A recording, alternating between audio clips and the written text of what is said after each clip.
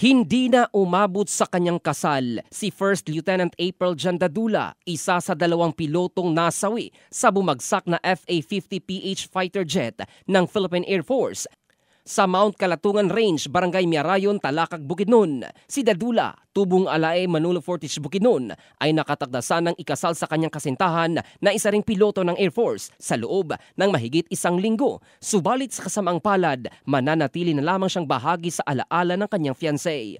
Samantala, kasama naman niyang nasawi ang kanyang co-pilot na si Major Jude Salangoy, kapwa alumni ng Philippine Military Academy at PAFOX. Naulila ni Salangoy ang kanyang asawa at anak.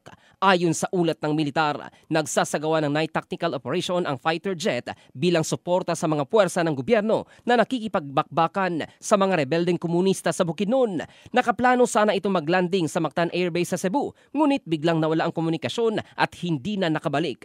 Matapos ang overnight search operation, natagpuan ng 4th Infantry Division ng Philippine Army ang wreckage ng eroplano sa bundok. Sa kabila ng masamang panahon at matarik na lupain, agad nilang isinagawa ang retrieval operations upang maiuwi ang mga bangkay ng mga pilotong mandirigma at makapiling ng kani-kanilang pamilya.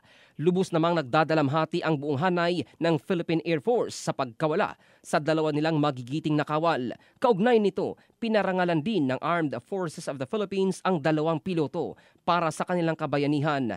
Ayon sa PAF, patuloy ang investigasyon sa sanhi ng pagbagsak ng fighter jet.